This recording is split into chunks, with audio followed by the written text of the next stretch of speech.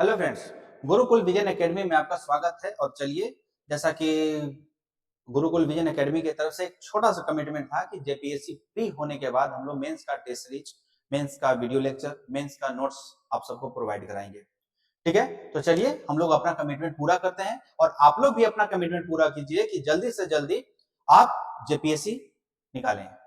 ठीक है, 11 जेपीएससी में आप अपना नाम दर्ज कराएं।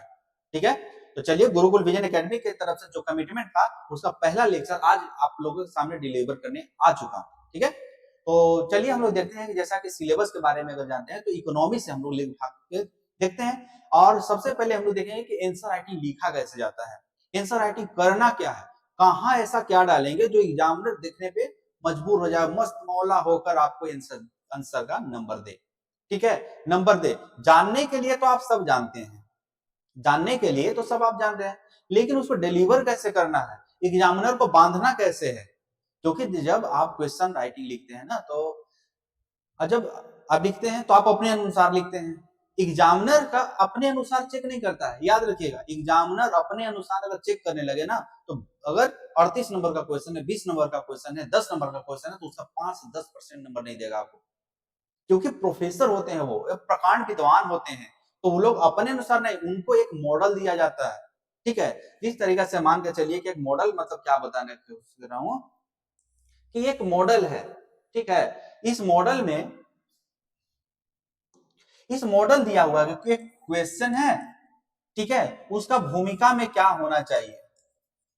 ठीक है, उसका भूमिका में क्या होना चाहिए, तो उसको एक मॉडल दिया जाता है कि नहीं, एक मॉडल में एक आंसर है, इतना होना चाहिए कि भारतीय अर्थव्यवस्था, तो भारतीय अर्थव्यवस्था के बारे में 2-3 पॉइंट उसमें लिख के उन लोगों को दे दिया जाता है, या अपना मॉडल सेट हो जाता है कि हाँ, इसी के इर्द गिर्द। ठीक है, मान के चलिए भूमिका है, आप लिखे 100%। ठीक है, एक मॉडल आंसर है, उसका 100% का एक मॉडल आंसर है। अगर उसी में आपका 10% क्या है, आपका कम है, या 10% ज्यादा है, तो इसी मॉडल के अकॉर्डिंग आप इर्द गिर्द एक ही जगह पे अगर आप घूम रहे हैं, तो आपको अच्छा आंसर का मतलब अच्छा अच्छा मार्क्स आपको मिल जाएगा। दूसरी तरफ क्या होता है कि भूमिका क्या है, उसके बाद में आप देखेंगे कि पूरा का पूरा बॉडी क्या है, आंसर का बॉडी क्या है। ठीक है, पूरा आंसर का बॉडी क्या है, तो बॉडी में भी आप एक मॉडल दिया जाता है, उस मॉडल के अकॉर्डिंग ही आप बॉडी में इनपुट कर सकते हैं। अब भारत का जीडीपी अगर पूछ दे कि भारत का जीडीपी मतलब जीडीपी ग्रोथ कितना है, तो अगर आप 8.8% लेट सपोज कि 8.8%, तो आप वहां पे क्या कर सकते हैं, उसमें मॉडल आंसर में लिखा हुआ है कि 8.8% के वृद्धि दर से भारत का वृद्धि दर बढ़ रहा है, 7.7% की दर से झारखंड का जीडीपी ग्रोथ हो रहा है। तो आप यहाँ पे आप ये फैक्चुअल डिटेल आप नहीं डाल सकते हैं। ठीक है, क्योंकि हर किसी के बस के बात नहीं होता है एक एक डेटा आप वहां पे याद करें। लेकिन आप इसी को जब आप लिख दें, बोल दीजिए, वहां पे लिख दिए हैं कि भारत का जो जीडीपी ग्रोथ है वो लगभग लगभग 9% की दर से बढ़ रहा है। ठीक है, झारखंड की वृद्धि दर लगभग 8% की दर से बढ़ रहा है। तो देखिए ये क्या होता है, एक मॉडल के आप इर्द गिर्द आप भटक रहे हैं। अब एग्जामिनर समझ जाता है कि नहीं, लड़का पढ़ा हुआ है, मतलब एग्जैक्ट फिगर मालूम नहीं है, लेकिन इसको कॉन्सेप्ट पता है। क्योंकि जो आप इतना जानिए ना कि पीटी जो होता है ना, आपको आपका फैक्चुअल डिटेल यानी इंफॉर्मेशन की गहन अध्ययन का परिणाम होता है प्रीलिम। और मेंस जो होता है वो आपका नॉलेज आपका क्या है, आपका सोचने समझने की क्षमता क्या है, उसका होता है। अब इंटरव्यू जो होता है ना, वो आदमी का व्यक्तित्व का परीक्षण होता है कि आप व्यक्ति कैसे हैं, आप किसी से बात करने जा रहे हैं तो कैसे बात कर रहे हैं। अगर आप ऑफिसर बन जाते हैं, आपके पास 10 आदमी आ जाता है, तो उसको कैसे डील करें, यानी डीलिंग पॉइंट ऑफ व्यू से किस तरीके से आप उसको डील करेंगे ना, वो सब देखा जाता है। इंटरव्यू में साक्षात्कार में क्या होता है, वो आपके व्यवहार को देख रहे हैं। आप सामने हैं तो आपको उस आदमी से आप बात कीजिएगा तो समझ जाएगा कि अच्छा हाँ, आदमी ऐसा है। लेकिन जब आप मान के चलिए कि जब आप मेंस राइटिंग लिख रहे हैं, तो वो एग्जामिनर में ऐसा होना चाहिए कि आदमी आपका फेस नहीं दिख रहा है, और कॉपी में जो आपका लिखा हुआ है ना, उसी से पता चल जाएगा कि नहीं, आदमी इस तरीका का है। इसीलिए मेंस का जो आंसर राइटिंग होता है बहुत ही सोच समझ के वो अच्छा से तैयारी करना चाहिए। और मेंस का तैयारी में ही जब कोई दिक्कत हो जाता है तो इंटरव्यू में आपको कितना भी मार्क्स मिल जाए आप नहीं पास कर पाएंगे।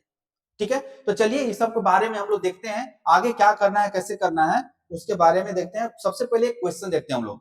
इतना इतना बात करने से अच्छा है कि एक क्वेश्चन देख लेते हैं हम लोग।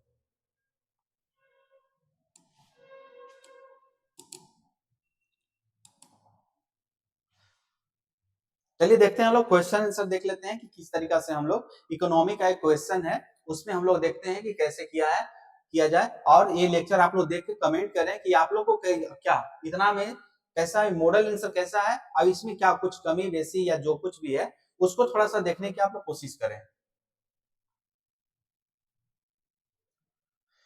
देखिए इसमें क्या लिखा हुआ है।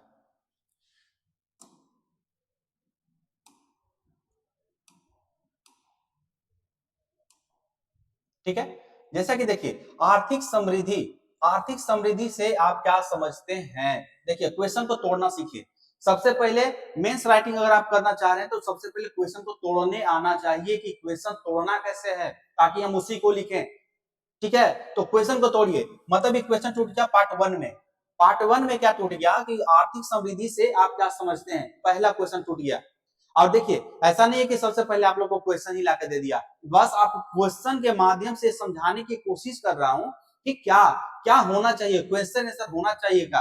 अब इसी में आप देख लेंगे कि आर्थिक समृद्धि क्या है सारा कुछ इसमें आपको कंक्लूड करके बस एक मॉडल आंसर के रूप में आप लोग के सामने लाया हूं। इसके बाद टॉपिक को पढ़ाऊंगा अलग से, टॉपिक अलग से पढ़ाया जाएगा, उसके लिए टेंशन नहीं है आपको। ये आपका मॉडल आंसर है कि किस तरीका से आंसर लिखना चाहिए। ये देखिए आर्थिक समृद्धि से आप क्या समझते हैं। अल्प विकसित अर्थव्यवस्था के प्रमुख लक्षणों को बताते हुए देखिए प्रमुख लक्षण, अल्प विकसित अर्थव्यवस्था का प्रमुख लक्षण पार्ट टू में टूट गया, ये पार्ट टू में टूट गया ये। ठीक है, उसी तरीके से बताते हुए आर्थिक समृद्धि द्वारा विकास करने के, देखिए यहाँ क्या करना है, विकास करना है। यहाँ पे तीसरा पॉइंट आपका टूट गया। ठीक है, करने के कुछ उपायों को समझाएं। यानी क्वेश्चन आपका तीन पार्ट में टूटा हुआ है। कितना पार्ट में टूटा हुआ है, तीन पार्ट में। अभी तीन पार्ट को कैसे अरेंज कीजिएगा, कैसे लिखिएगा, अब उसके बारे में चलिए हम लोग आगे आते हैं। सबसे पहले क्वेश्चन को तोड़ने आना चाहिए कि क्वेश्चन का डिमांड क्या है। क्योंकि आप चाहे कितना भी आपके पास नॉलेज है ना, लेकिन आपको जब क्वेश्चन तोड़ने नहीं आएगा, क्वेश्चन का डिमांड को पूरा नहीं कर पाएंगे, वो किसी काम का वो नॉलेज नहीं है। तो चलिए हम लोग उसी पे काम करते हैं। हम लोग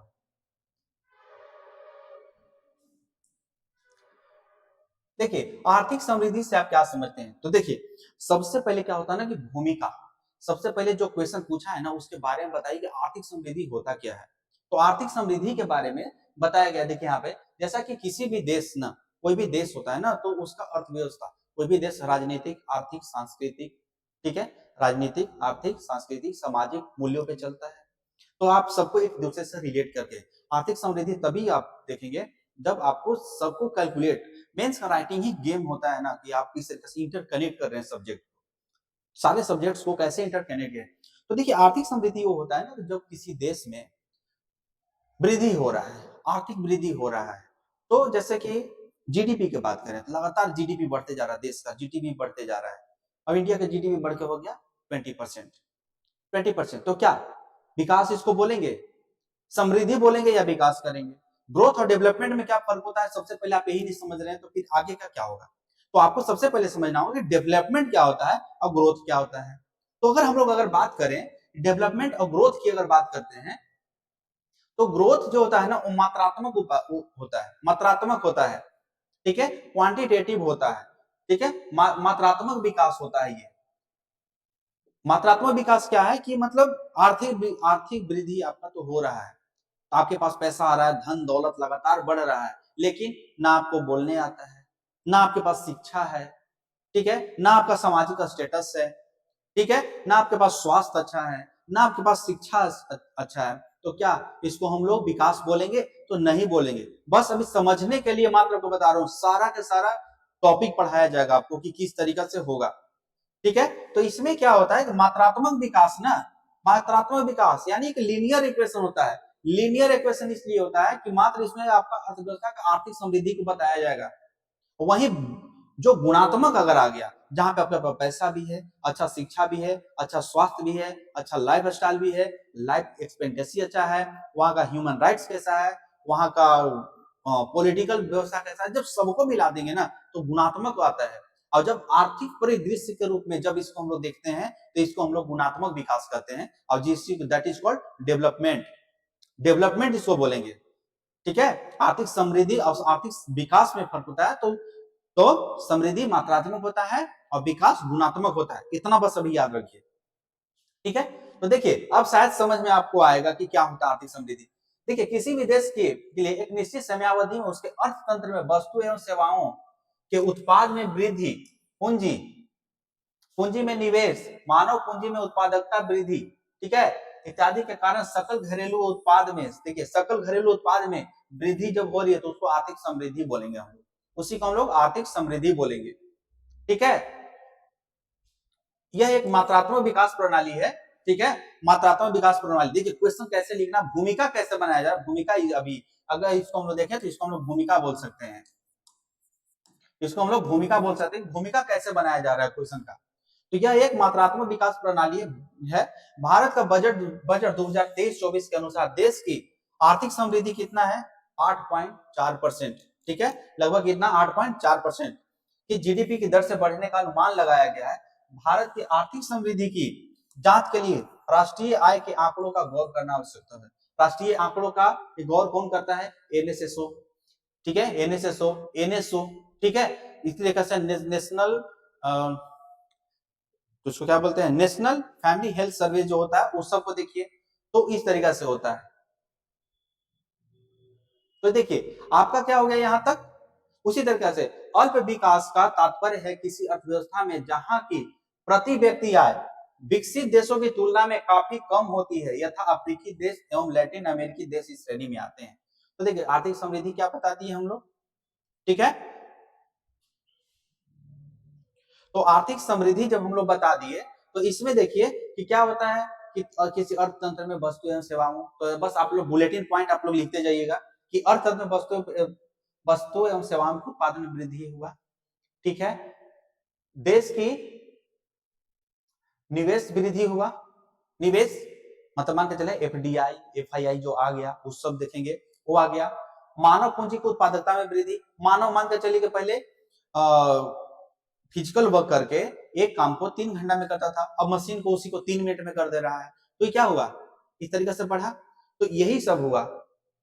ये आपका जो हुआ आपका भूमिका में ये जो लाइन ये जो हुआ आपका, ये आपको बनाना है कि क्या होना चाहिए। एग्जामिनर को ये दिखाना है कि नहीं मेरे पास फैक्ट्स भी हैं, मेरे पास इंफॉर्मेशन भी है कि 2023-24 में क्या चल रहा है भूमिका में। इसी से पता चलेगा कि नहीं, तुम चलोगे जब आगे चलोगे ना क्वेश्चन का बॉडी में जाओगे तो वहां पे तुमको ये पता चलेगा कि मेरे पास फैक्ट्स एंड फिगर भी है जो हम आप तुमको दे रहे हैं, ठीक है। तो भूमिका में क्या होता है कि पूरा का पूरा जो क्वेश्चन होता है उसको एक भूमिका में दिखा देना कि हम आगे तुमको देने वाले क्या है, वही एग्जामिनर समझ जाएगा, अच्छा भूमिका इतना अच्छा ही बनाया है ना आगे भी होगा। मतलब भूमिका बहुत अच्छा से लिखिए, भूमिका एकदम कंक्रीट की तरह होना चाहिए कि एक बार एग्जामिनर को पढ़ जाना, जब कि भूमिका से ही आधा क्वेश्चन का आंसर वो दे चुका होता है। भूमिका इतना महत्वपूर्ण होता है, तो भूमिका आप लोग बहुत अच्छा से लिखिए, ठीक है। उसमें देखिए अब आगे क्या बताया गया, पहले बता दिया कि अल्प विकसित क्या होता है, सॉरी आर्थिक समृद्धि क्या होता है। भारत भारत का एग्जांपल देकर बता दिया आर्थिक समृद्धि के बारे में क्या बताया।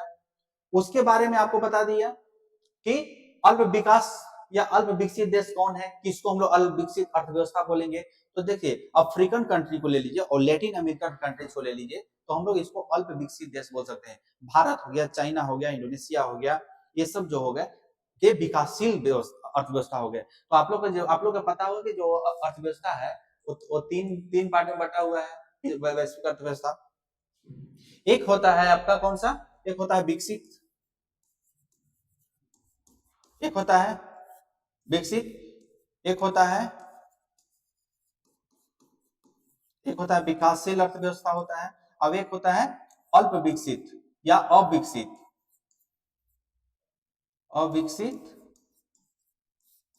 या अल्प विकसित, ठीक है। तो ये होता है, तो विकसित अर्थव्यवस्था में कौन सा आ गया, तो विकसित अर्थव्यवस्था में आ गया जैसे कि पश्चिमी देश हो गए, अमेरिका हो गया, ब्रिटेन हो गया, जर्मनी हो गया, ये सब कौन किसमें आ गए, विकसित अर्थव्यवस्था में आ गए। विकासशील अर्थव्यवस्था का एग्जाम्पल में देखिए चाइना हो गया, इंडिया हो गया, ठीक है, और जैसे जापान हो गया, जापान आपका विकसित अर्थव्यवस्था में आएगा ना, जापान विकसित, दक्षिण कोरिया विकसित, ना इंडिया हो गया, चाइना हो गया, नेपाल हो गया, ये सब किस में आ जाएंगे, तो विकासशील अर्थव्यवस्था में आ जाते हैं। अर्थव्यवस्था का प्रकार क्या होता है, विकसित अर्थव्यवस्था किससे बोलते हैं, विकासशील अर्थव्यवस्था किससे बोलते हैं, अल्प विकसित अर्थव्यवस्था किसको बोलते हैं, ये सब कुछ पढ़ाएंगे आप लोग को, बस एक मॉडल आंसर आप लोग देख लीजिए, ठीक है। तो अल्प विकसित देश जैसे लैटिन अमेरिकन कंट्री, नाइजीरिया को देखिए, सूडान को देखिए, जहां पे लोग एक दूसरे को आदमी मार के खा जाता है, इतना वहां मतलब भूख की तंगी होता है। लैटिन अमेरिकन कंट्री में देखिए ऐसा कहां नहीं होता, वो अविकसित देश है, अल्प विकसित देश है, ठीक है। तो उसके बारे में देखिए क्या होता है। तो अब क्या हुआ देखिए, अल्प विकसित, तो आप बोल दीजिएगा ना ठीक है अल्प विकसित देश है, लेकिन आपको किस आधार पे, मान के चलिए आपको कोई बोले तो पागल हो, तो बोले अच्छा पागल है कैसे, तो बताना कैसे पागल है, तब बताएगा कि नहीं तुम्हारा ये पॉइंट है, पागल हो। तब बोलेगा नहीं हम पागल नहीं है, हम बहुत बहुत अच्छे मानसिकता के आदमी है, मतलब कि उच्च बौद्धिक क्षमता है मेरे पास, कहें काउंटर करेंगे। तो अल्प विकसित अर्थव्यवस्था का मतलब क्या हो गया कि अल्प विकसित अर्थव्यवस्था का समझ गए, अल्प विकसित अर्थव्यवस्था को मापने का पैमाना क्या होना चाहिए, तो उसी के लिए हो रहा है। जैसे देखिए प्रति व्यक्ति आय,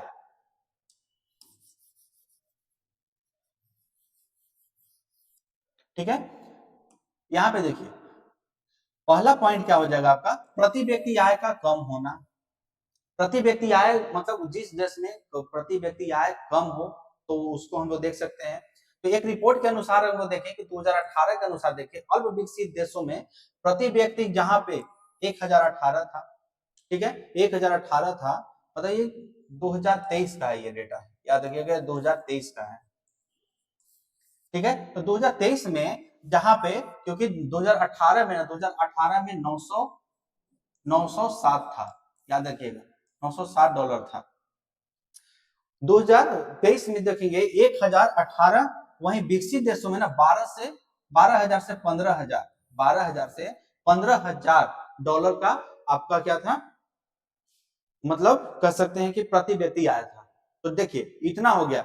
जैसे कि देखिए अल्प विकसित देश में कौन कौन आ जाएगा आपका, जैसे आपका आ गया ब्राजील, आ गया मैक्सिको, आ गया। देखिए यहाँ पे आपका कॉन्सेप्चुअल डिटेल काम कर रहा है, ठीक है। यहाँ पे कौन विकसित अर्थव्यवस्था, अल्प विकसित आया, विकासशील अर्थव्यवस्था क्या होता है कि कॉन्सेप्चुअल हो गया। और जहां पे जैसे देखिए ये सब आ गया, तो आपका क्या हो गया, आपका इंफॉर्मेशन काम कर रहा है यहाँ पे। इंडोनेशिया हो गया, नाइजीरिया हो गया, दरअसल में विभिन्न स्तर पर अल्प विकसित देशों को आर्थिक संभावनाएं भी अलग अलग होती हैं। यानी कि अल्प विकसित देश अगर हम लोग मान के चलिए कि अमेरिका को अगर लें तो मात्रात्मक गुणात्मक आप जान गए, ठीक है। तो इस तरीके से हम लोग देखेंगे कि कंपेयर है, सापेक्षिक विकास भी होता है, ठीक है। अमेरिका का प्रति व्यक्ति आय अगर हम लोग देखेंगे तो मान के चलिए $1,00,000 है, ठीक है, ठीक है, $1,00,000 है। उसके उसके एवज में इंडिया का कितना है, मान के चलिए कि 10,000 है, ठीक है, 10,000 है। तो इन दोनों के बीच में सापेक्षिक हो गया ना, सापेक्षिक यहाँ पे आ गया, विकास हो गया ना अर्थव्यवस्था। तो यहाँ पे हम लोग कह सकते हैं कि इसके सापेक्ष में इंडिया अल्प विकसित है, अल्प विकसित है, ठीक है। तो ये सापेक्षिक होता है, ये इसमें ये होता है, वही बोल रहा है। दरअसल विभिन्न स्तर पर अल्प विकसित देशों में आर्थिक जो असमानता संभावनाएं अलग अलग होती हैं। उसी तरीके से देखिए कि विकासशील देश का दूसरा मतलब विकासशील देश कैसे कर सकते हैं, तो वहां पूंजी का अभाव होता है, वहां पे पूंजी का अभाव होता है। देखिए इसको हम लोग पीपीटी में पढ़ेंगे, इतना डिटेल में पढ़ाना मुश्किल है, बस एक मॉडल के रूप में आप लोगों के सामने लाया हूं, और जब आप लोगों को पीपीटी पे पढ़ा दूंगा उसके बाद ये पीडीएफ आप लोगों को मिल जाएगा, ठीक है।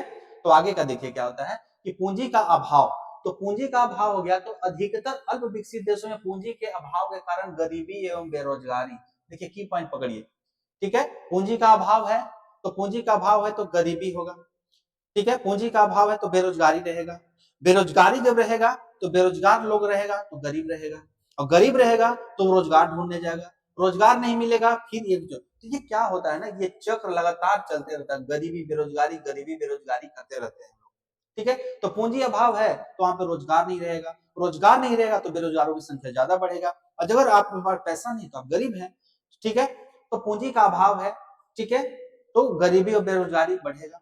अब देखिए क्या होगा कि गरीबी और बेरोजगारी ज्यादा है, तो अब सरकार को क्या करना पड़ेगा कि सरकार को इस गरीबी और बेरोजगारी को खत्म करना है। अगर बेरोजगार है तो बेरोजगारों को रोजगार देना है, नहीं तो फिर यहाँ पे क्रिमिनल जो एक्टिविटी बढ़ेगा, आतंकवादी बढ़ेंगे, उग्रवादी बढ़ेंगे, ठीक है ना। गरीब है, भूखा है, तो चोरी चोरी डकैती करेगा, किसी को मारेगा। तो देखिए सामाजिक एंगल कैसे घुस रहा है यहाँ पे, सामाजिक एंगल यहाँ पे कैसे घुस रहा है। जब हम लोग हिस्ट्री जब पढ़ेंगे, जब हम लोग पॉलिटी पढ़ेंगे, तो वहां पे इकोनॉमिक्स जोड़ेंगे कि गरीबी और बेरोजगारी में, ठीक है, गरीबी और बेरोजगारी के लिए हमारे पास क्या दिया गया है, तो फंडामेंटल राइट दिया गया। फंडामेंटल राइट में आर्टिकल 21 दिया गया है। तो अगर आप गरीब हैं, ठीक है, आप गरीब हैं, आप बेरोजगार हैं, तो क्या होगा, फंडामेंटल ड्यू राइट बनेगा। फंडामेंटल राइट में आपको काम का अधिकार, राइट टू वर्क मिलेगा। और राइट टू वर्क जब आपको मिलेगा तो 2005 में 2010 में एक्ट आएगा, जैसे कि आप एक आएगा, एक्ट आएगा, मनरेगा आएगा, ठीक है, मनरेगा आएगा। एक्ट के अनुसार आपको 100 दिन का रोजगार दिया जाएगा। तो देखिए इकोनॉमी से कैसे जोड़ रहा है वो। तो वहां पे हम लोग पॉलिटी पढ़ेंगे, और पॉलिटी जब पढ़ रहे हैं तो यहाँ पे कैसे आपको गरीबी और बेरोजगारी में पॉलिटी कैसे घुस रहा है, देखिए यहाँ पे, ठीक है। तो वहां पे मनरेगा आएगा, मनरेगा आकर आपको गरीबी और बेरोजगारी को दूर करने का काम करेगा। और जब दूर काम करने का काम करेगा तो अर्थव्यवस्था जो है, अर्थव्यवस्था में पूंजी आएगा, ठीक है, अर्थव्यवस्था में पूंजी आएगा। अब पूंजी आएगा तो क्या होगा, अर्थव्यवस्था ऊपर उठेगा, ऊपर उठेगा, गरीबी कम होगा, बेरोजगारी कम होगा, अर्थव्यवस्था स्मूथली चलेगा। तो वही है, पूंजी का अभाव होता है तो सरकार का एक बड़ा हिस्सा गरीबी और बेरोजगारी खत्म करने में चला जाता है। अब जिस वजह से वो अपना राजकोषीय विकास नहीं कर पाता है, और जब राजकोषीय विकास नहीं कर पाएगा तो वो देश विकसित नहीं हो पाएगा। लेकिन जहां पे गरीबी कम है, बेरोजगारी कम है, तो सरकार को गरीबी और बेरोजगारी पे ज्यादा खर्चा न करके वो देश के इंफ्रास्ट्रक्चर में, देश के सैन्य व्यवस्था में, देश के शिक्षा में, स्वास्थ्य में ये पैसा को इन्फ्यूज करती है सरकार। जिससे क्या होता है, मानव संसाधन क्रिएट होता है, पूंजी क्रिएट होता है, और उससे क्या होगा, आपका मानव विकास क्रिएट होगा, पूंजी क्रिएट होगा, और उसी के आधार पे अर्थव्यवस्था विकसित बनेगा, ठीक है ना। पेशेंस रख के इस लेक्चर को सुन लीजिएगा भाई, पेशेंस रख के सुन लेना, जरूर ना जरूर काम देगा। इसके बाद देख लेना कैसे होगा। अब देखिए 2 पॉइंट देख लिए। और जनसंख्या का भार, जनसंख्या का भार कैसे होता है, ठीक है। देखिए अल्प विकसित अर्थव्यवस्था में क्या होता है ना, सबसे पहले देखिए कार्ल मार्क्स से बात बोला था, ठीक है, कार्ल मार्क्स से बात बोला था, या जितने भी हैं, कि अगर देश में बेरोजगारी है, बेरोजगारी है, गरीबी है, प्रजनन क्षमता बढ़ जाएगी वहां की। कैसे बढ़ेगी, लोगों के पास काम नहीं होता है, तो जो सेक्सुअल लाइफ होता है ना, लोग इसको एंटरटेन बना लेता है, ठीक है। सेक्सुअल लाइफ को देखिए कैसे, कार्ल मार्क्स क्या बोला था, कैसे बोला था, ये बात बता रहा हूँ। सेक्सुअल लाइफ को एंटरटेन बनाता है, इंटरटेन बनाएगा, गरीबी है, बेरोजगारी है, उनके पास संसाधन कम है, तो मेडिकेशन का व्यवस्था कम है, जनसंख्या बढ़ेगा, पहली बात। दूसरी बात, आदमी गरीब है, उसके पास संसाधन नहीं है, तो ज्यादा से ज्यादा बच्चा पैदा करना चाहेगा, ज्यादा से ज्यादा बच्चा पैदा इसलिए करता है कि ये लोग बड़े होकर कमाएंगे और मेरे बुढ़ापा का सहारा बनेंगे। घर में खर्ची नहीं है तो क्या होगा, वहां पे ज्यादा ज्यादा बच्चा पैदा करके ज्यादा ज्यादा अर्निंग चाहता है वो, ये होता है। जनसंख्या बढ़ेगा, जनसंख्या बढ़ेगा, देश पे दबाव बढ़ेगा, दबाव बढ़ेगा, गरीबी बढ़ेगा, गरीबी बढ़ेगा, बेरोजगारी बढ़ेगा। देखिए एक दूसरे से कैसे इंटरकनेक्ट हो रहा है। तो देखिए जनसंख्या का भार, अब यहाँ पे देखिए ज्यादातर अल्प विकसित देशों में जनसंख्या वृद्धि दर 2 या 2 से अधिक बना हुआ है, 2 या 2 से अधिक, यानी कि 2% या 2% से, जनसंख्या का 2% से अधिक बना हुआ है, जिससे सरकारी खर्च भी बढ़ जाता है।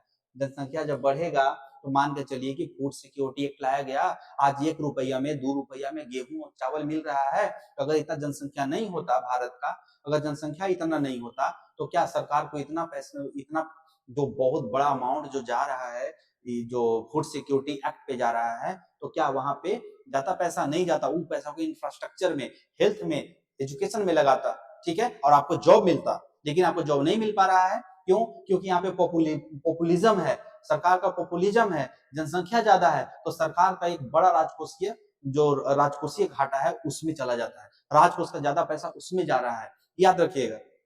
तो सरकारी खर्च बढ़ रहा है, जो 2 रुपया में आप हर महीना में जाकर राशन की दुकान पे 5 किलो लेते हैं ना, उसके बारे में बता रहा है। तेजी से बढ़ती जनसंख्या के अनुसार देश में लगभग 32% निवेश अर्थव्यवस्था करना पड़ता है। याद रखिएगा, सरकारी खर्चा का 32%, मतलब कि अल्प विकसित जो तेजी से बढ़ रहा है जनसंख्या ना, तो अनुसार एक देश में 32 अपना 100 रुपया का 100% का 32% किसमें चला जाता है, आपका जनसंख्या भार को संतुलित करने में चला जाता है। जनसंख्या बढ़ेगा, शिक्षा नहीं है, सरकारी स्कूल ज्यादा देना पड़ेगा, स्वास्थ्य देना पड़ेगा। आयुष्मान भारत योजना को जोड़ दीजिए इससे। आयुष्मान भारत योजना कैसे आ गया, कैसे इसमें जुड़ेगा, वो आ गया आपका।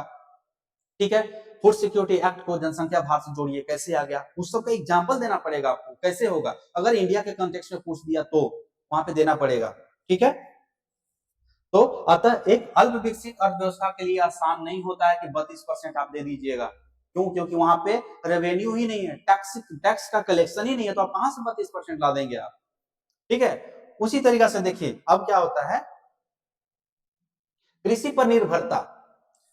कृषि पर निर्भरता, जितना भी अल्प विकसित देश है ना, अल्प विकसित देश है, भारत का ही देख लीजिए, 42% जनसंख्या कृषि में लगी हुई है। 42%, उसका जीडीपी में कितना कंट्रीब्यूट है, ओनली 16%।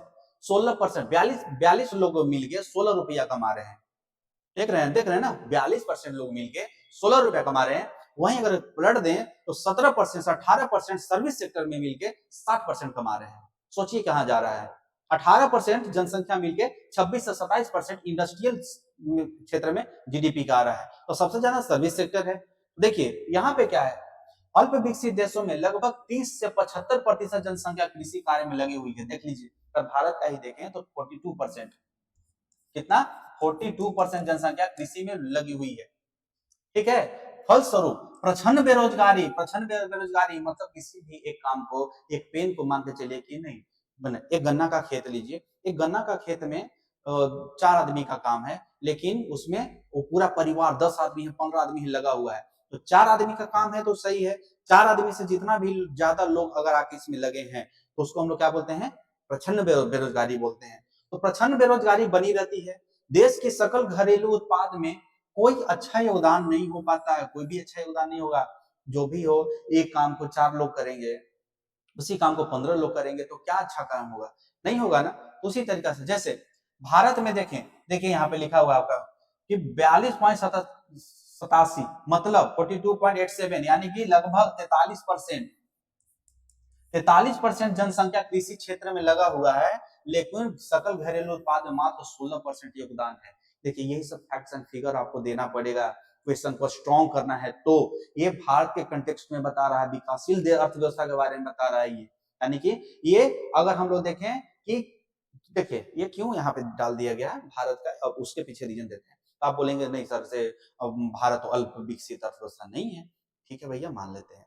क्या आपके पास नाइजीरिया का फैक्ट फिगर है, आपके पास सूडान का है, नहीं है ना।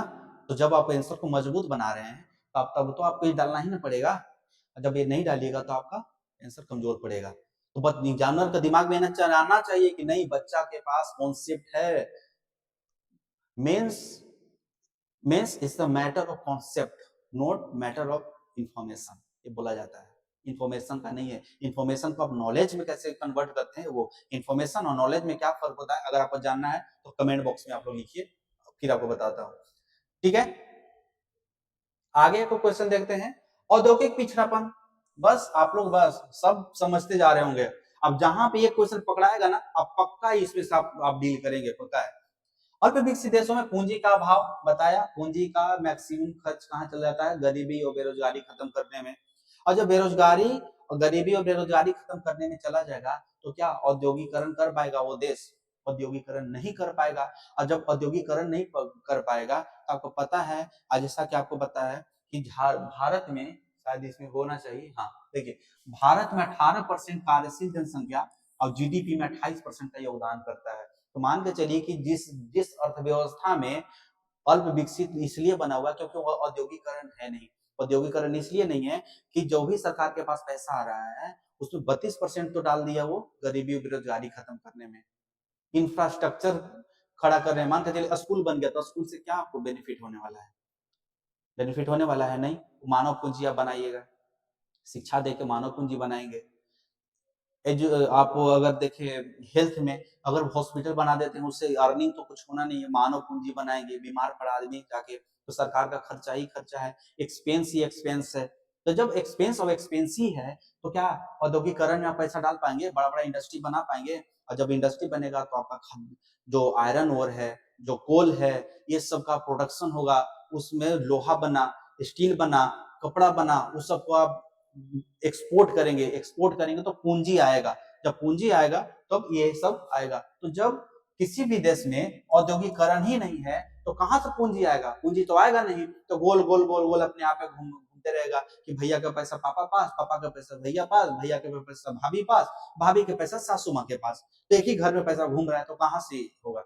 नहीं हुआ। तो देखिए अल्पविकसित अभाव है, औद्योगिकरण कम होगा। औद्योगिकरण जैसे कि देखिए अल्पविकसित है ना, तो औद्योगिकरण कम हुआ, ठीक है, औद्योगिकरण कम हुआ, जो एम्प्लॉयमेंट होगा, एम्प्लॉयमेंट कम होगा, और जब एम्प्लॉयमेंट कम होगा, ठीक है, तो पैसा नील बटा जीरो आते रहेगा इसी में, ठीक है, यहां तक समझ में आया? चलिए आगे बढ़ते हैं हम लोग। तकनीकी पिछड़ापन के बारे में देखिए, तकनीकी पिछड़ापन क्या होता है? औद्योगिकरण पिछड़ा होने का होना है। जब औद्योगिकरण पिछड़ा है मतलब क्या कि आपके पास लेटेस्ट टेक्नोलॉजी नहीं है। आज make in India, make in India, main India बात क्यों करते हैं?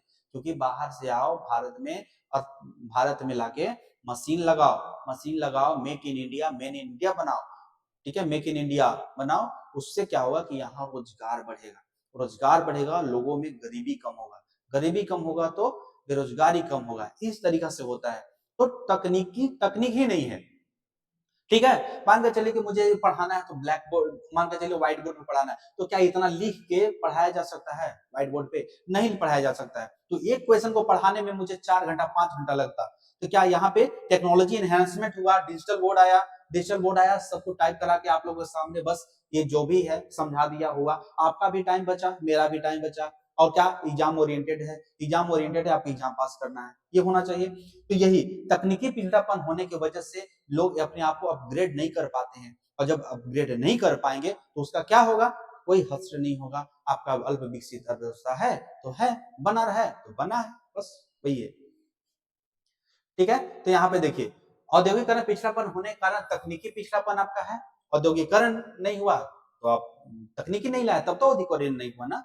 अल्प विकसित देशों में पूंजी अभाव के कारण आधुनिक तकनीक का फायदा नहीं उठा पाते हैं, अतः विकास दर धीमी रहती है। देखिए यहाँ पे विकास दर धीमी है। उसी तरीके से अगर हम लोग आगे देखें कि श्रम उत्पादित का नीचा होना, जैसा कि अब देखिए जितना भी पॉइंट है ना यार, सब एक दूसरे से इंटरकनेक्टेड होता है। अब इस तरीके से क्वेश्चन लिखोगे ना, रियली बता रहा हूँ ना, एग्जामिनर ना पागल हो जाएगा, क्वेश्चन पागल हो जाएगा कि अरे वाह क्या नॉलेज है, एक दूसरे को सारा पॉइंट को इस तरीके से अरेंज किया है कि यहाँ से एग्जामिनर पढ़ा, एकदम पढ़ते पढ़ते पढ़ते कब आंसर एंड हो गया उसको पता भी नहीं चला। मतलब उसको मजबूर कर दो कि एक बार तुम फिर पढ़ो, पता ही नहीं चलने दो, बस वो होना चाहिए आंसर में। ये कला जिस दिन डेवलप कर लिए ना उस दिन सिलेक्शन हो जाना है। अब क्या हुआ देखिए यहीं पे देखिए ना, सिंपल सी बात है। देखिए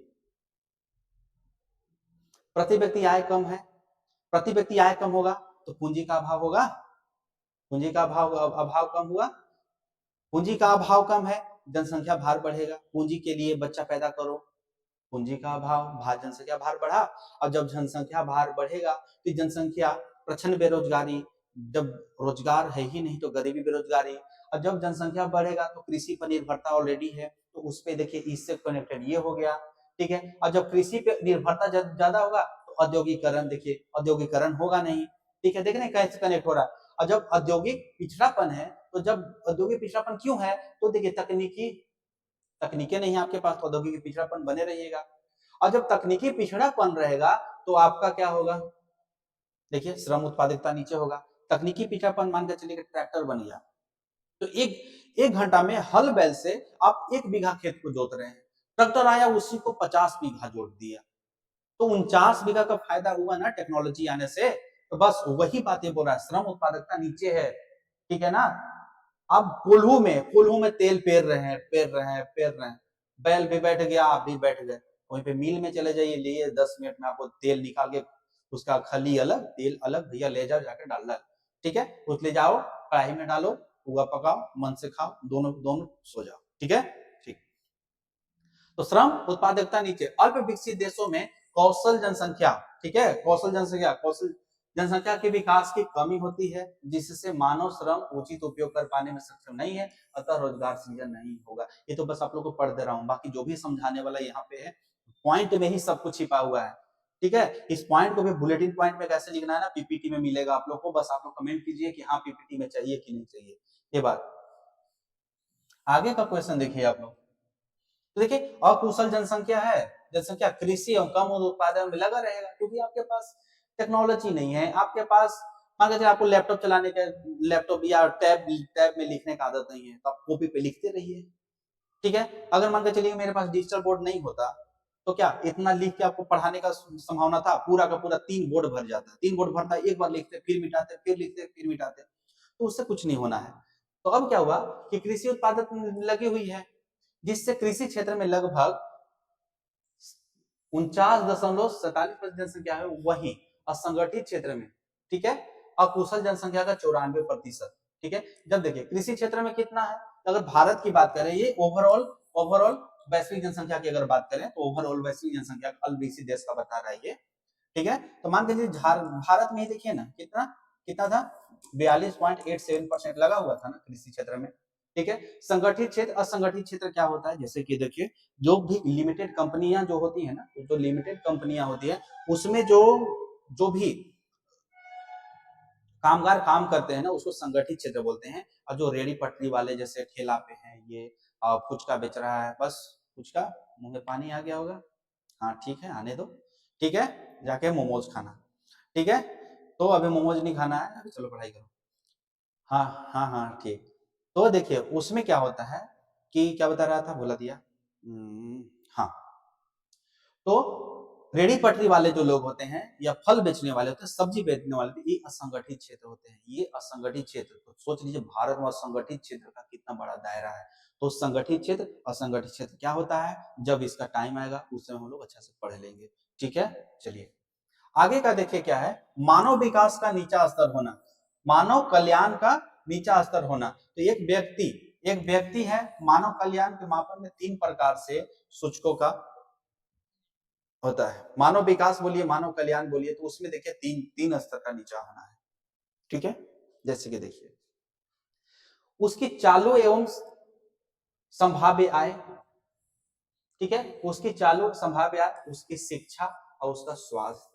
ठीक है, मानव कल्याण का नीचा स्तर कैसे हो जाता है, देखिए उसकी चालू एवं संभाव्य आय। मान के चलिए कि एक घर में 5 व्यक्ति हैं, पांचों का आप जो परवरिश कर रहे हैं, या पांचों का चलाने के लिए, खर्चा चलाने के लिए, घर में खर्चा चलाने के लिए कितना का जरूरत है, 5,000 रुपया की जरूरत है। लेकिन आप कितना कमा रहे हैं, 3,000 रुपया। तो क्या बताइए, डिफिसिट में है आप, 2,000 कर्जा लेंगे आप, और जब 2,000 कर्जा लेंगे तो उसके इतना सूद पे लेंगे। अब समझ रहे हैं सूदखोर कितना पैसा लेता है, जिसको साहूकार बोलते हैं। तो जब वो लेंगे, तो आपके पास जो संगठित क्षेत्र है, जैसे बैंकिंग क्षेत्र है, वो आपके पास तक आप तक नहीं पहुंच रही है, तो मजबूरी है कि आप लेंगे। आपका शिक्षा, आपका स्वास्थ्य, अब मान के चलिए कोई आदमी बीमार पड़ जाता है, तो उसका बीमारी को दूर करने के लिए आपको कहीं ना कहीं साहूकार से पैसा लेंगे। साहूकार पास जाएंगे तो एक हाई अमाउंट ऑफ इंटरेस्ट, 10%, 20% ऐसे महीना जोड़ता है।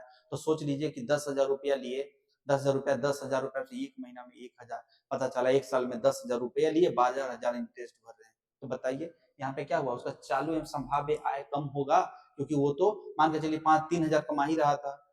ठीक है, 3,000 भारतीय 36,000 रुपया वो, और भारतीय 36,000 रुपया वो महीना में कमाया, सॉरी एक साल में कमाया। अब एक साल में 10,000 रुपया वो लिया, ऋण लिया था, 12,000 रुपया सूद हो गया। तो जोड़ लीजिए कि दोनों 22,000, 22,000 36,000 में घटा तो 14,000। क्या 14,000 वो अपना पूरा साल का खर्चा चला पाएगा? नहीं चला पाएगा। तो देखिए उसको इससे जोड़िए, यहाँ पे क्या होगा, कैसे होगा, उसकी शिक्षा। अब मान के चलिए कि वो कर्जा भरने में रहेगा, तो क्या अपना बच्चा को अच्छा शिक्षा दे पाएगा? अच्छा शिक्षा नहीं दे पाएगा। ठीक है, आगे इसी से, बस इसी से, यही होता है मेंस का गेम दोस्त, कि किस तरीके से हम फंसा रहे हैं, किस तरीके से उसको रोटेट कर रहे हैं। ज्यादा आपके पास इंफॉर्मेशन नहीं है ना, कोई बात नहीं है, मेंस आप निकाल सकते हो। ठीक है, मेंस आप निकाल सकते हो, बस इसको एक्टिव रहो, हम लोग के साथ बने रहो बस। अब क्या हुआ, निम्न चालू आय है, संभाव्य आय उसका निम्न है, वो 22,000 रुपया मान के चलो साहूकार को दे रहा है, बच गया 14,000 रुपया। तो उस 14,000 रुपया में वो शिक्षा में कितना देगा, स्वास्थ्य में कितना देगा।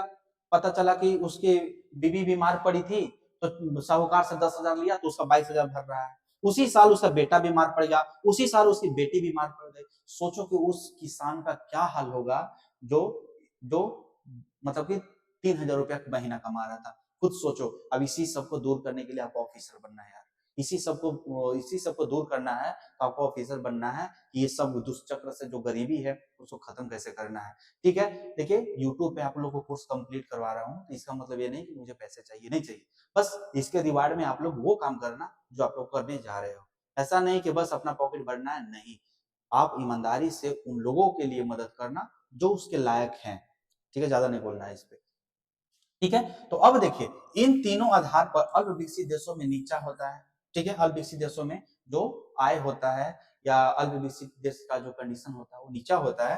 तथा यहाँ विकसित देशों की तुलना में रुग्णता बहुत ज्यादा होती है। रुग्णता ज्यादा मतलब कि रुग्णता जैसे कि पिछड़ापन, रुग्णता का मतलब पिछड़ापन कह सकते हैं, पिछड़ापन ज्यादा होता है।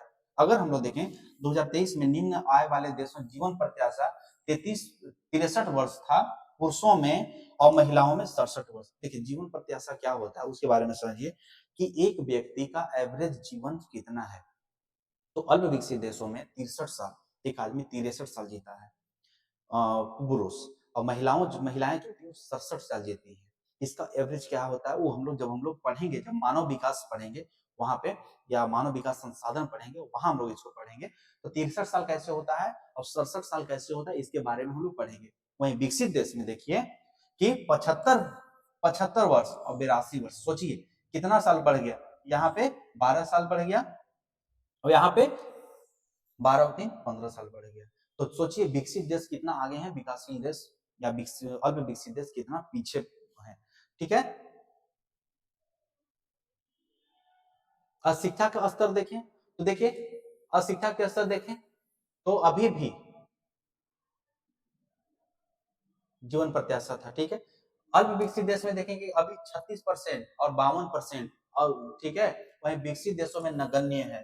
नगण्य का मतलब है कि शिक्षा दर 100 में 36 लोग पढ़े हुए हैं। ठीक है, शिक्षा दर मतलब कि महिलाएं, और 52% पुरुष।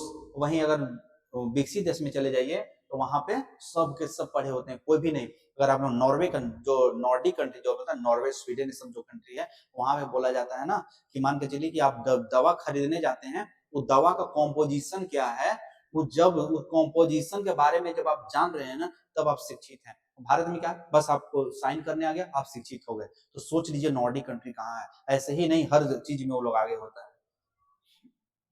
आगे का क्या है, आर्थिक समानता। आर्थिक समानता, तो आर्थिक समानता क्या होता है कि देखिए विकसित देश और विकासशील देश में आर्थिक असमानता है ना बहुत बड़ी है, बहुत बड़ी है। देखिए जैसे विकसित देश में क्या होता है, उनके पास टेक्नोलॉजी अच्छा होता है, शिक्षा अच्छा होता है, एजुकेशन हेल्थ अच्छा होता है, सब कुछ से परिपूर्ण होता है।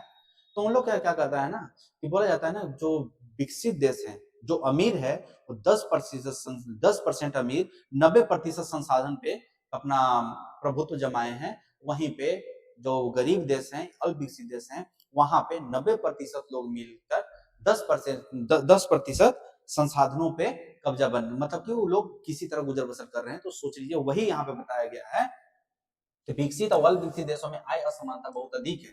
ठीक है, विकसित देशों में जहां 10% लोगों द्वारा 90% संसाधनों का प्रयोग किया जाता है, वहीं अल्प विकसित देशों में 90% लोगों द्वारा 10% संसाधनों का प्रयोग बनाया जाता है। इसीलिए अमीर अमीर बना रहता है, गरीब गरीब बना रहता है। ठीक है ना, इतना तक आप लोगों को समझ में आया। चलिए देखिए गरीबी एवं बेरोजगारी का कुचक्र होना, गरीबी एवं बेरोजगारी का कुचक्र, बस आप जान ही रहे हैं गरीबी बेरोजगारी का कुचक्र है। गरीब हैं बेरोजगार हैं, बेरोजगार हैं तो गरीब हैं, यही चक्र आपका चलते रहेगा। देख लीजिए अधिकांश अर्थव्यवस्था में बेरोजगारी का स्तर उच्च है, बेरोजगारी बेरोजगारी उच्च है, इसीलिए गरीबी भी से जूझते रहता है। अपनी आय का अधिकांश हिस्सा गरीबी निवारण में लगाते हैं, अतः वे बचत नहीं कर पाते, गरीब बने रहते हैं। अब ये लगातार ये चक्र गरीब बेरोजगार बना रहता है, चक्र चलते रहता है। ठीक है, आर्थिक निर्भरता बहुत ज्यादा होता है। आर्थिक निर्भरता ज्यादा होता है कि मान के चलिए कि अल्प विकसित देश में बोले तो शिक्षा नहीं है, स्वास्थ्य नहीं है, बस एक कमाने वाला चार खाने वाला, आर्थिक निर्भरता बढ़ गया एक दूसरे पर। तो वही बताया वर्तमान में अल्प विकसित देश में पूर्व औपनिवेशिक शासन के अधीन रह चुके थे। औपनिवेशीकरण क्या है, जब हम लोग हिस्ट्री पढ़ेंगे वहां देखेंगे। उनके संसाधनों का अधिकांश दोहन हो चुका है। जैसे भारत को सोने का चिड़िया बोला जाता था, लेकिन देखिए आज क्या सोने का चिड़िया है? नहीं है। यहाँ से सब लूट के अपना इंग्लिश ले गए, ठीक है, इंग्लिश ले गए, याद है ना, इंग्लिश, इंग्लैंड वाले को इंग्लिश बोलते हैं, तो ब्रिटिश लेके चले गए, सिंपल समझ आ कर, ठीक है। अल्प विकसित देशों में प्राथमिक कार्यों का प्रभुत्व ज्यादा है। प्राथमिक कार्य में कौन आता है? प्राथमिक कार्य, प्राथमिक कार्य, द्वितीय कार्य, तृतीय कार्य क्या होता है? आप लोग कमेंट बॉक्स में बताइएगा, ठीक है। इसमें जीवन निर्वाह के लिए तो होता है, चलिए बता देते। प्राथमिक कार्य जिसमें जैसे कृषि हो गया, या जिसमें मानव संसाधन ज्यादा लगता है, कृषि हो गया, आपका कपड़ा उद्योग हो गया, जो कपास वगैरह होता है, कच्चा माल का जो उत्पादन होता है उसको प्राथमिक उद्योग बोलते हैं। तो इसमें बहुत ज्यादा लोग लगे रहते हैं, प्रचंड बेरोजगारी है, तो आपका जीवन निर्वाह के लिए तो होता है, लेकिन वो आप अच्छा तरीका से जीवन मेंटेन नहीं कर पाएंगे। उसी तरीका से वहीं दूसरी ओर क्या होता है, विकसित अर्थव्यवस्था में आयात पर निर्भरता ज्यादा रहता है, घाटा पूंजी खाता कम बनाया रहता है, ठीक है। वहीं विकसित अर्थव्यवस्था है जहाँ पे निर्यात ज्यादा है, आयात कम है। और जब निर्यात ज्यादा है, यहाँ पे देख लीजिए क्या लिखा हुआ है, दूसरी ओर विकसित अवस्थाओं से आयात पर निर्भरता चालू खाता घाटा और पूंजी खाता घाटा को कुछ बनाए रखता है। यानी कि निर्यात ज्यादा करेगा, आयात कम करेगा, और जब निर्यात ज्यादा होगा, आयात कम होगा, तो जो पूंजी खाता घाटा क्या होता है, वो हम लोग आगे पढ़ेंगे, तो पूंजी खाता घाटा जो होता है वो कम होता है। और जब कम होने की वजह से वही होगा कि मतलब हम लोग अच्छा खासा मिलेगा। अब क्या है देखिए, अतः उपरोक्त तथ्यों के आलोक में यह कहा जा सकता है कि जिस देश की आर्थिक समृद्धि दर उच्च रहे, फिर भी विकास की दर निम्न रहता है। आर्थिक समृद्धि दर भले उच्च रहे, लेकिन विकास की दर, बताया था ना, विकास और आर्थिक विकास और आर्थिक समृद्धि में क्या फर्क होता है, वही चीज है। अल्प विकसित देशों में विकसित अवस्था में आने के लिए कुछ उपाय किया जा सकता है। देखिए उपाय किया जा सकता है, कैसे किया जा सकता है, क्या किया जा सकता है, तो देखिए सबसे पहले तो क्या किया जा सकता है कि देखिए यहाँ पे कि सबसे पहले महत्वपूर्ण कार्य मानव विकास सूचकांक का उच्च होना। तो मानव विकास सूचकांक उच्च होगा यानी शिक्षा आपका उच्च होगा, स्वास्थ्य उच्च होगा, जीवन प्रत्याशा उच्च होगा, ठीक है। जीवन प्रत्याशा उच्च होगा तो आपका प्रति व्यक्ति आय उच्च होगा, तो मानव विकास को सूचकांक में आपको ऊपर आना पड़ेगा, ठीक है। मानव विकास सूचकांक में ऊपर आना पड़ेगा। उसी तरीका से दूसरी तरफ हम लोग देखेंगे, ठीक, स्वास्थ्य शिक्षा होने से क्या होगा, कुशल कामगार बनेगा, और कुशल कामगार का संख्या बढ़ेगा तो अपनी शक्ति का पूर्ण प्रयोग करेगा, ठीक है। अब भारत में अगर भारत का बात करें तो भारत में इसके लिए स्किल इंडिया का कार्यक्रम चलाया जाए। आप स्किल्ड बनिए, आप उसके लायक बनिए, आप काम कीजिए, हो गया। दूसरा चीज, प्राथमिक कार्यों पर निर्भरता को कम करना, प्राथमिक कार्यों पर निर्भरता कम करना और द्वितीय और तृतीय क्षेत्रों की ओर अग्रसर होना, यानी कि औद्योगिकरण की तरफ बढ़िए और सेवा क्षेत्र की तरफ बढ़िए, ठीक है। तो इससे आपकी क्या हो जाती है कि आपका मानव संसाधन विकास बढ़ेगा, देश में ज्यादा से ज्यादा पूंजी आएगा तो आप उस पैसा का अच्छा से यूटिलाइज कर सकते हैं। उसी तरीके से देखिए आगे का क्या हो गया आपका कि कृषि कार्य को वैज्ञानिक रूप देना, ठीक है। हल चला रहे हैं तो हल की जगह ट्रैक्टर ले आइए, लगातार खेत में यूरिया डाले जा रहे हैं, पोटास डाले जा रहे हैं, डीएपी जो बोला जाता है डाले जाते हैं, मतलब कि उर्वरक लगातार धड़ाधड़ डाले जा रहे हैं, ठीक है। लेकिन आपको पता नहीं है कि जहां नाइट्रोजन की कमी है वहां फास्फोरस डाल रहे हैं, जहां फास्फोरस की कमी है वहां नाइट्रोजन डाल रहे हैं। इसीलिए इंडिया में आया सॉइल हेल्थ कार्ड आया। तो सॉइल हेल्थ कार्ड आएगा, उसमें क्या होगा बताया जाएगा, मृदा का स्वास्थ्य क्या है उसका जांच करके बताएगा कि हाँ इसमें आपका यूरिया की कमी है तो यहाँ पे यूरिया ज्यादा डालिए, यहाँ पे ये डालिए। तो पहले क्या होता था, ये देखिए भारत का अगर बात करें तो 8:4:3 के अनुपात में जो उर्वरक है डाला जाता था, जिसको घटाकर किया इतना लाया गया 4:4:2:1 अनुपात कर दिया गया, 4:2:1। इससे एक तरफ क्या हुआ कि सरकार का राजकोषीय घाटा बचेगा और दूसरी तरफ खेत का स्वास्थ्य भी बना रहेगा, तो आप अच्छा कृषि उत्पादन भी कर सकते हैं, उत्पादकता बढ़ जाएगी आपकी। तो ये आप कर सकते हैं, ठीक है। आगे देखिए इसमें क्या, आगे क्या क्या है, देखिए, किसी भी अर्थव्यवस्था को औद्योगिकरण की तीव्र तीव्र आवश्यकता होती है। ठीक है, किसी भी अर्थव्यवस्था को औद्योगिकरण की तीव्र आवश्यकता होती है, अतः भारत को चौथी औद्योगिकरण का फायदा उठाना चाहिए। चौथी औद्योगिकरण क्या था, क्या है, जब औद्योगिकरण पढ़ेंगे तब जानेंगे, लेकिन इतना जान लीजिए कि आर्टिफिशियल इंटेलिजेंस जब आ चुका है तो चौथी औद्योगिकरण उसको बोल रहे हैं। ठीक है, तो औद्योगिकरण को आपको तेज करना है। जब औद्योगिकरण को तेज करेंगे आप तो सर्विस सेक्टर भी आपका तेज होगा, और उससे क्या होगा कि आपका पूंजी का जो आयात होता है वो ज्यादा होगा, पूंजी ज्यादा बनेगा, और उसी पूंजी का फायदा उठाकर आप विकसित अर्थव्यवस्था बन सकते हैं। तो बोला जा रहा है कि भारत अभी उस स्टेज में है जहाँ पे हम लोग विकसित और विकासशील के संक्रमण जोन में है, और जल्दी ही हम लोग विकसित अर्थव्यवस्था बन जाएंगे, ऐसा बोला जा रहा है। किसी भी अर्थ विकसित अर्थव्यवस्था के आयातोन्मुखी श्रेणी से बाहर आना होगा।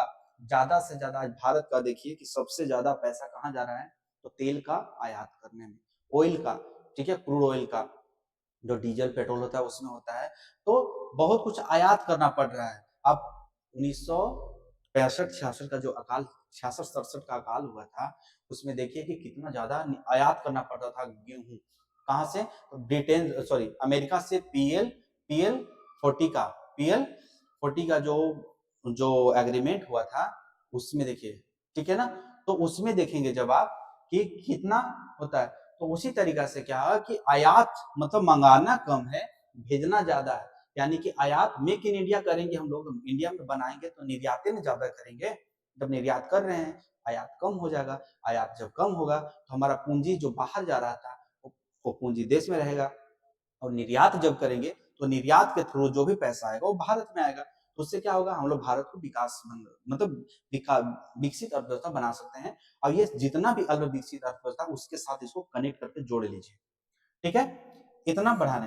अतः ऊपर देखिए अभी आपका निष्कर्ष निकल रहा है, देखिए अब निष्कर्ष को एकदम कंक्रीट बना दीजिए आप लोग, निष्कर्ष बन रहा है। अतः उपरोक्त तथ्यों को देखते हुए यह कहा जा सकता है कि आर्थिक समृद्धि एक मात्रात्मक अवधारणा है जो किसी अर्थव्यवस्था की एक पहलू ध्यान में रखता है। अल्प विकसित देशों की अर्थव्यवस्था में आर्थिक समृद्धि के स्थान पर आर्थिक विकास, बस यही आपका क्वेश्चन को स्ट्रॉन्ग बना देगा। देखिए अल्प विकसित देशों की अर्थव्यवस्था में आर्थिक समृद्धि के स्थान पर आर्थिक विकास की अवधारणा काफी उचित है, जिसमें मात्रात्मक एवं गुणात्मक दोनों अवधारणा कार्य करती है। जब आपके पास फैक्ट्स एंड फिगर है तो आप यहाँ भी डाल दीजिए, आपका मर्जी डाल दीजिए, लेकिन एक मॉडल क्वेश्चन ऐसा होना चाहिए।